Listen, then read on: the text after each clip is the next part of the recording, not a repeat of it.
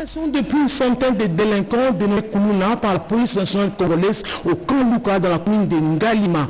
Bien François, actualité 19, le président de la République, Félix Antoine Tshisekedi Tshilombo, séjourne depuis cet après-midi à Isiro, chef de la province du Haut.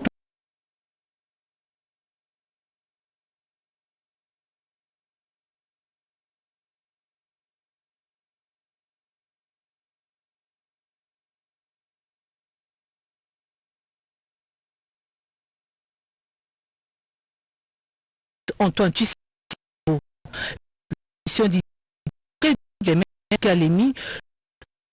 a été accueilli à l'aéroport d'Isiro-Matari par le gouverneur de province Jean Bakomito, la distinguée première dame et toute la notabilité locale rangée pour saluer le couple présidentiel.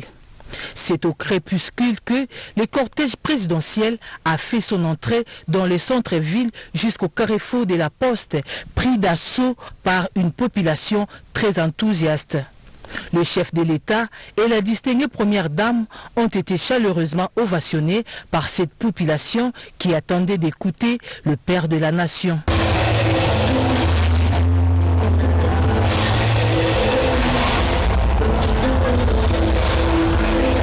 Dans son adresse d'une demi-heure, le président de la République a circonscrit l'objet de sa visite et abordé tous les sujets. Naye kotala misala oyo ebandi o nalakaki bino pona ko développer mboka na biso ya Isiro pe province na biso ya Otuele.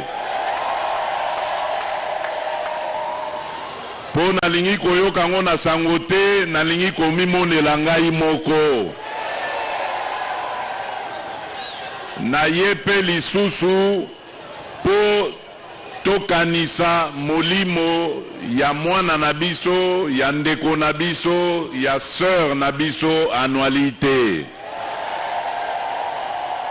Mokolo ya lendi ekozala mokolo yesengo pe ya mawa.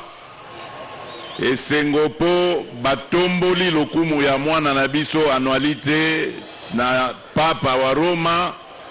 Kasi mawa pona kotala ba circonstance nini akufelaki. Na likambo yo tobengi couverture santé universelle. Bokoyoka yango soki nanu boyoki yango te. Tobandi nanu na kategoria ya ba mama na bana tolobi kote wana pe kobota koma ofele Kongo mobimba. Esi ebandi ba Maman première ministre Azaliawa akobenda ministre santé Matoi asa na lombango bana Otuele pe bazwa accouchement gratuit. La sécurité est priorité des priorités. Le chef de l'État a mis en garde contre tous ceux qui veulent faire revivre les événements malheureux de 1964 ayant entraîné le martyre de la sœur Anouarité. Engagement yami balé nazwaki ezalaki engagement o etali likambo ya sécurité. Yango nalingi nanyata sete esika wana pona bino bandeko na biso ya Otuele. Na uti koloba wake toye ko commémorer 60 ans ya liwa ya ndeko na biso sœur Anouarité. Toye soki boyebi bebele kati na bino babota makina note tango sœur Annualité a zwaki likama. Ezalaki kaka makambo oyo bapaya bazako lukela biso lelo ya mbilinga. Ba rébellion esalaki ke ndeko na biso wana akuta na liwa. Lelo lisusu bandeko nabiso ba Congolais bavanda te bazoyoka na lisusu na bapaya po bamema lisusu mobulu na liwa na mboka na biso. Likambo wana biso baswama na yango bokoki kondima yango susu te. Tokani bondima maloba ya sukali ya lokuta te. Kongo na biso ekobonzela ya mobu te. Congo na biso ekobonga na nzela ya lisanga ya bana Congo. Au sujet de la Constitution, le chef d'État est resté formel à sa position. Au cours de sa mission d'itinérance dans les Hauts-Tuélé, le président de la République et la distinguée première dame vont participer lundi à la grande messe de fin de pèlerinage en mémoire de la bienheureuse Anouarité. Il va aussi échanger avec les forces vives locales.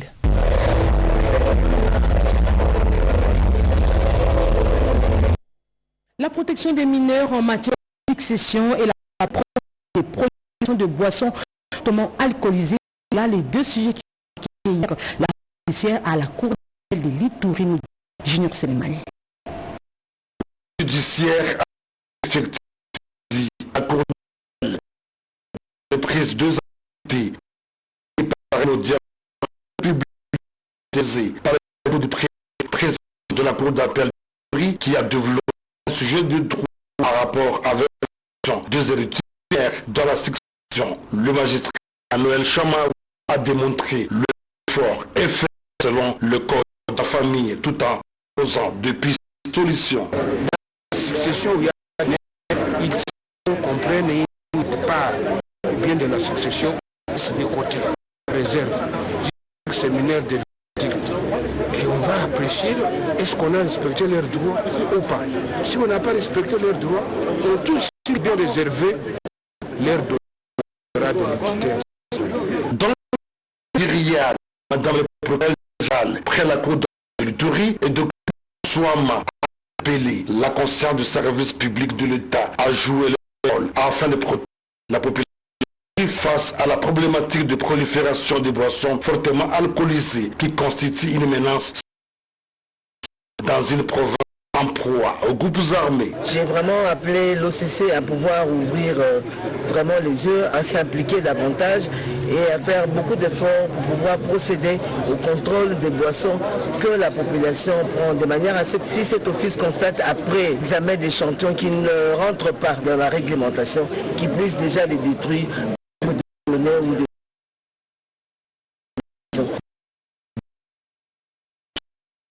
Ituri fait plaider la protection des sociaux.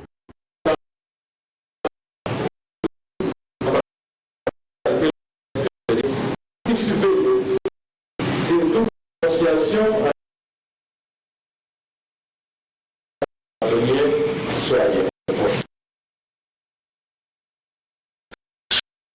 octobre de l'année, c'est à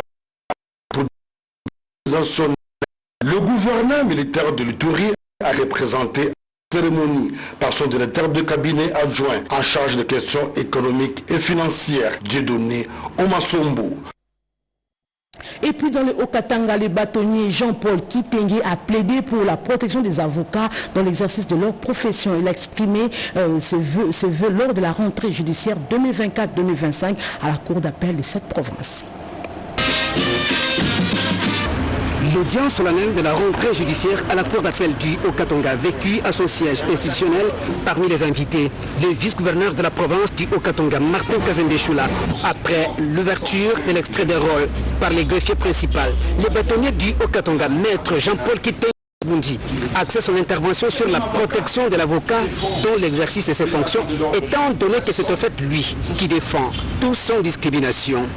L'avocat est et sera toujours aux côtés de chacune ou de chacun de nous dans les moments les plus difficiles de sa vie.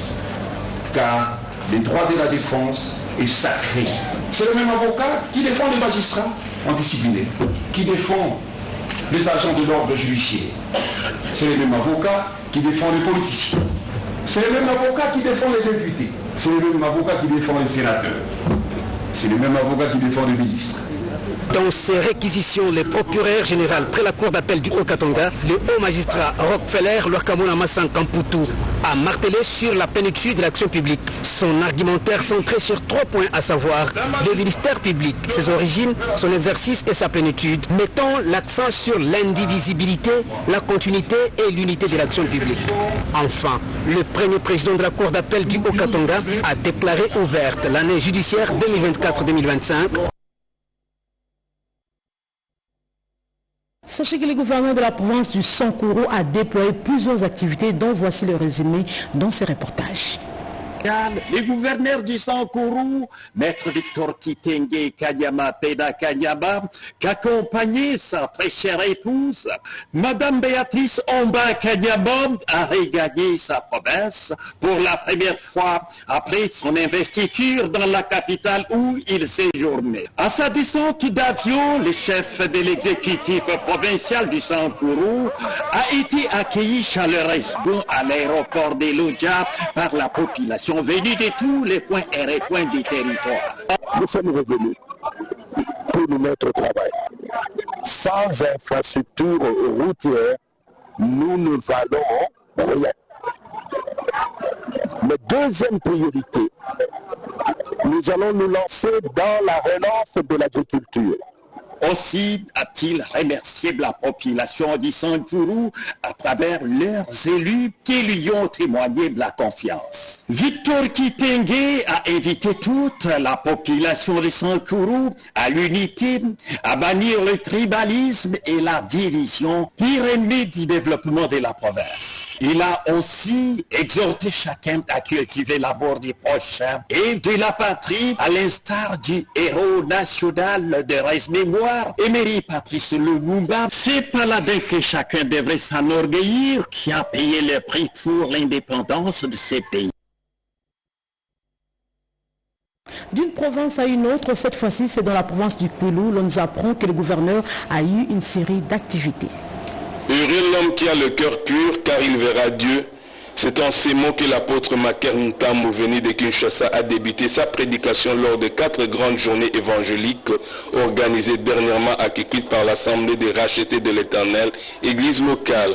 L'avertissement divin avec des signes naturels a été le thème exploité pendant les 4 jours avec comme objectif de ramener le peuple de Dieu à la repentance. Au cours de ces interventions, l'apôtre Ntambo a révélé que depuis 2014, l'Éternel lui avait remis 2 pierres à Kikwit pour accompagner son message sur la repentance.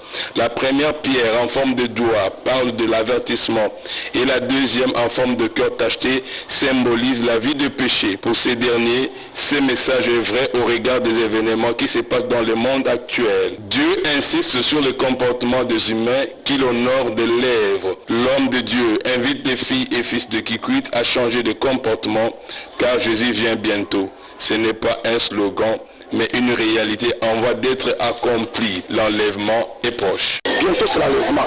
Alors que les gens se préparent pour qu'ils ne restent pas. Parce qu'après l'enlèvement, il y aura des moments très difficiles. Que les gens se préparent, qui se sanctifient, qui marchent selon la volonté de Dieu, qui craignent Dieu sur tout ça. La Bible déclare dans le livre de Matthieu chapitre 5 verset 8 que heureux ceux qui ont le cœur pur car ils verront Dieu. Pour l'enlèvement, c'est le temps où les enfants de Dieu vont voir le Seigneur Jésus-Christ. Restons dans la province du Kwilu pour parler de cette matinée des réflexions sur le développement de cette province.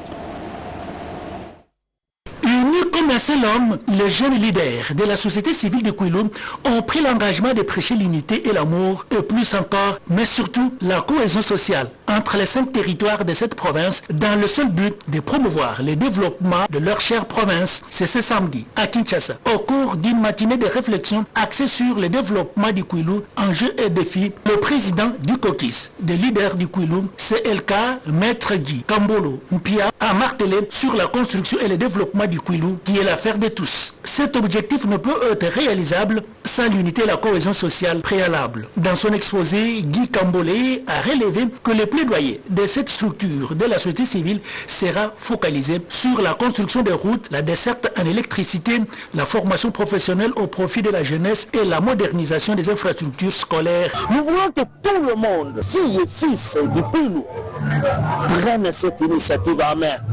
Le premier objectif du développement, c'est les infrastructures routières et l'électricité. Lorsque nous avons ça, qui est le socle du développement, maintenant nous allons nous tourner pour voir la formation de la jeunesse, de jeunes leaders. Il faut que nous soyons des leaders consciencieux qui prennent à main l'avenir du Kwilu. Cette matinée d'échange et de réflexion, il faut le rappeler, s'inscrit Dans le cadre de la sortie officielle de cette structure de la société civile regroupant ainsi les territoires de Boulungu, Idiofa, Massimanimba, Bagata et Gungu. Plusieurs activités de sensibilisation des ressortissants du Kouilou pour l'unité et le développement sont prévues dès le début de l'année 2025 à Kinshasa et en province. Au Nord Kivu, par contre, une vingtaine de femmes ont renforcé leur capacité sur leur participation à la politique. Cette formation est assurée par cette organisation non gouvernementale, Chilid. Reportage. Cette formation, organisée par la Fondation internationale pour les systèmes électoraux AIFES, dans son programme Ndeki, a formé 20 femmes leaders au Nord Kivu pendant 5 jours pour accroître leur participation politique et électorale. Le projet Ndeki est une nécessité pour toutes les parties prenantes et a bénéficié à la formation Chilid en vue de promouvoir une démocratie inclusive et résiliente, renforçant le leadership de la femme et sa participation électorale et politique dans le cadre de la gouvernance démocratique en RDC. Madame Kavira Sivalingene, qui a lu le mot de participant, s'est montrée satisfaite de la formation. Nous avons commencé ce programme avec les modules sur le leadership féminin, une thématique essentielle qui nous a permis de comprendre l'importance de notre rôle en tant que femmes dans la société et d'affirmer notre capacité à prendre des décisions éclairées et à amener les initiatives. Au cours de la cérémonie de clôture, des recommandations ainsi que de préoccupations ont été formulées par les participants, tournant ainsi autour de l'implication de la femme dans les processus électoraux et dans la politique. Je dis, on peut acclamer tout d'abord pour l'AIFES. Maintenant, une recommandation à nos sœurs, ça ce n'est pas la fait. Vous avez déjà été beaucoup accompagnés par d'autres femmes de différentes couches ici, de différentes structures. Mais pensons maintenant à avoir une réussite. Quelles sont les femmes qui sont les plus nombreuses comme électeurs? Mais qui votons-nous? Il y a de ces hommes qui ont des femmes leaders, mais qui les limitent. Ces femmes chilides qui ont été formées vont élaborer des projets désormais, des sensibilisations autour de ces thématiques développées.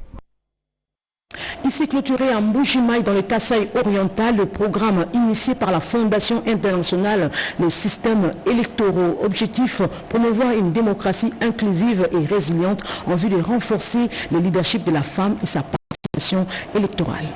C'est avec enthousiasme que s'est clôturé vendredi 29 novembre 2024 en Mbujimaï, dans la salle de l'hôtel Gloria, la session de formation de premières femmes bénéficiaires du programme Chelids, une initiative de la formation internationale pour les systèmes électoraux AIFES en sigle.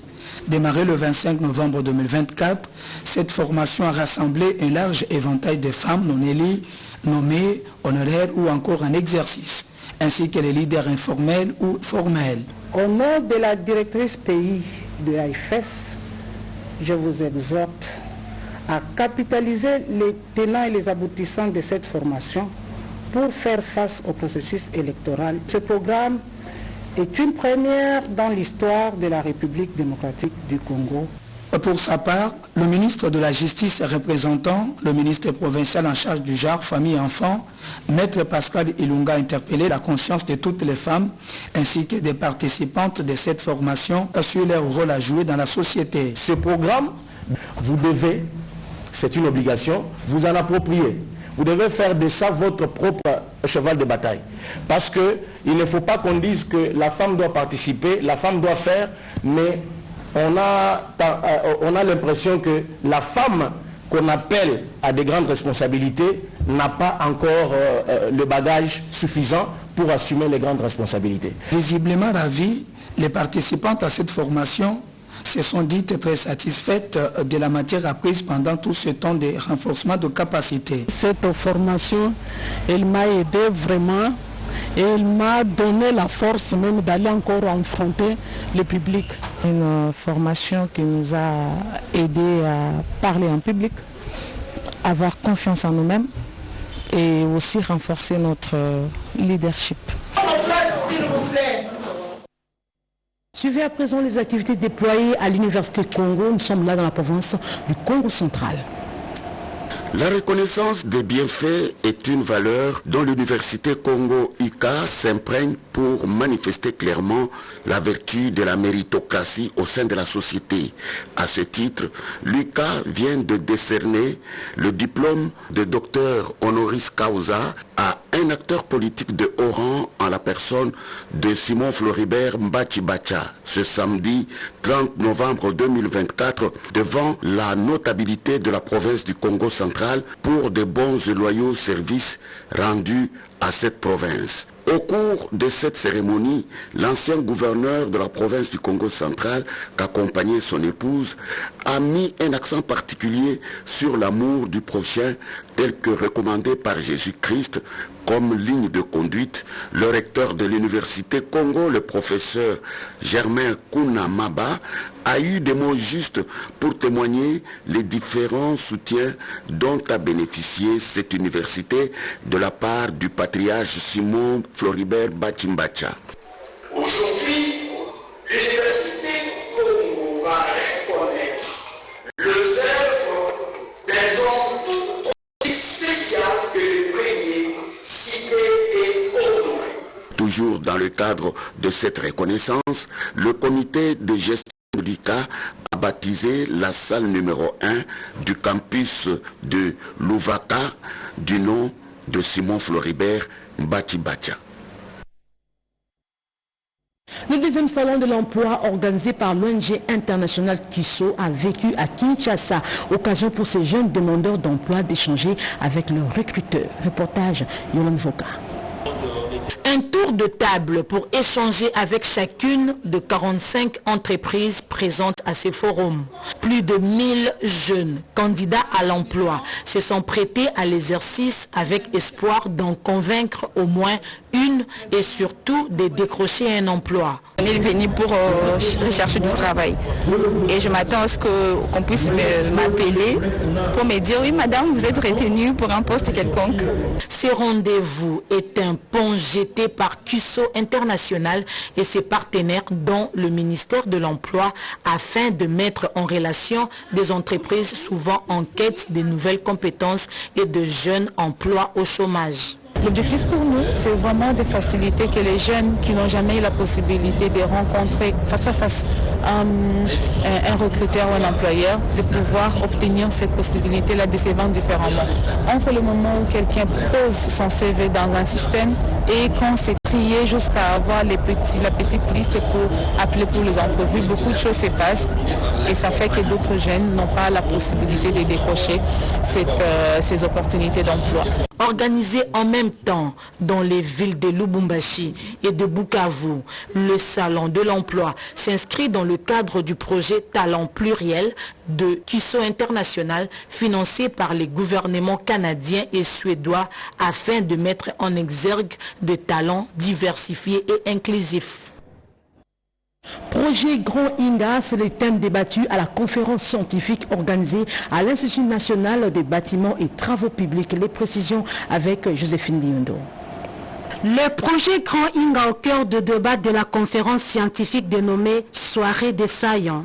Il a été question ensemble avec les entreprises du secteur des bâtiments et travaux publics, certains étudiants et officiels, d'en comprendre les contours et l'impact de ces grands projets pour la RDC et le reste du monde. Je me posais la question, quand est-ce que ces étudiants seront informés de ces choses qui se passent au niveau du pays? Faudrait-il attendre 6 ans pour être ingénieur en plein full avant d'apprendre qu'il y a un projet Grand Inga? Je dis non, ça serait une anomalie. Alors comme il faut aider le pays, je me suis dit que je devais proposer ce projet au niveau de l'autorité qui pouvait la rendre un peu plus pertinente. L'INBTP étant une école de formation d'ingénieurs, elle s'est déjà inscrite dans la vision du chef de l'État de participer au relèvement des défis de notre nation. Nous devons prendre conscience à la fois au niveau des établissements, au niveau des structures publiques, privées, afin que nous puissions savoir le défi en rapport avec ces projets. Ce n'est que nous, fils de ce pays, qui pouvons relever cela. Ces assises sont une contribution des anciens étudiants de l'INBTP dans la construction et édification scientifique de l'élite à s'approprier ces projets intégrateurs qui est les grands Inga. Un point de presse de soutien à la révision constitutionnelle animé par l'honorable Simon Moulamba a été organisé ce samedi à Kinshasa. Plus de détails dans ce reportage. La modification de la Constitution évoquée par le président de la République, Félix-Antoine Tshisekedi Tshilombo, voilà la Convention démocratique du peuple codée en sigle. Une grande formation politique est favorable à cette initiative. En 2020, moi, honorable Simon Moulamba, mon collègue Jean-Marc Mambidi, mon ancien collègue Delis Sesanga, nous avions déposé à l'époque au bureau de l'Assemblée nationale une pétition et la proposition de la révision de la Constitution avec plus ou moins 33 articles. Il y a beaucoup à dire dans cette Constitution. Je vais vous donner un exemple. Nous avons nos jeunes joueurs qui sont des étrangers, nés des enfants congolais, avec le sang congolais. Et dès qu'ils arrivent ici, on leur donne le passeport de service pour aller jouer dans l'équipe nationale. Et pourtant, ils ne sont pas des Congolais. Donc c'est une entorse. À un moment donné, on peut gagner la Coupe du Monde et on va nous coller le forfait, puisque nous utilisons les étrangers. C'est pourquoi nous sommes d'avis. Cette formation politique avec le président Simon Moulamba ont passé à l'adhésion massive des nouveaux membres qui ont eu les insignes du parti auprès du président national pour servir le pays. L'ordinaire du parti Initiative pour le rêve congolais a bel et bien eu lieu à Kinshasa. Objectif, préparer la nouvelle génération aux défis systémiques à la réalisation des différents projets. Yvette Makuntima. Se considérant comme un parti de la nouvelle génération, l'Initiative pour les rêves congolais IRC appelle à la conjugaison des efforts pour préparer l'avenir de la RDC.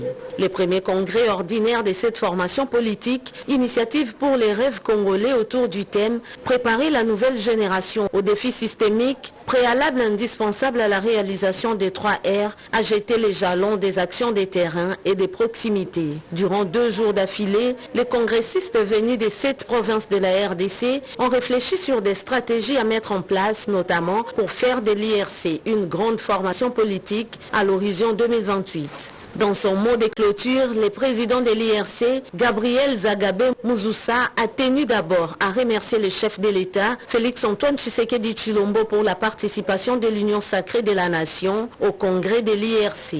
Je suis ému de voir comment beaucoup de gens ont répondu à notre invitation et surtout la participation des idées. Ça, c'est ce qui me séduit le plus. La participation des idées, parce que les idées, ce qui élève, ça construit. On ne peut pas construire une nation sans les idées. Dans la foulée, l'IRC, avec d'autres partis politiques présents à ces congrès, ont lancé officiellement leur propre regroupement politique dénommé ANG-IRC Nouvelle Génération. Comme annoncé au début de ce journal, joli coup de filet pour la police nationale congolaise. Plus de 100 Koulouna ont été arrêtés au camp Luka dans la commune de Ngalema. Ils ont été présentés devant le public au cours d'une parade. Kodepanda nous en parle. Une action qui intervient juste après l'annonce de ces opérations de patrouille communiquées par le commissaire provincial de la police ville de Kinshasa, le commissaire divisionnaire adjoint Blaise Kilimbalimba, au cours d'une parade mixte tenue le lundi 25 novembre. Lors de la présentation de ces malfrats à la presse, les habitants du camp Luka ont félicité ces coups de filet menés par les forces de sécurité. Maître Odo, l'un des notables de cette zone, a profité de l'occasion pour plaider sur le renforcement des effectifs et de la logistique des policiers. Donc ce que nous voulons, c'est que Kalouka soit doté de l'effectif et de la logistique. Sur place, le commandant du district de la Lukunga, le colonel Blaise Ouassa, a présenté une autre série de présumés auprès du numéro 1 de la ville de Kinshasa.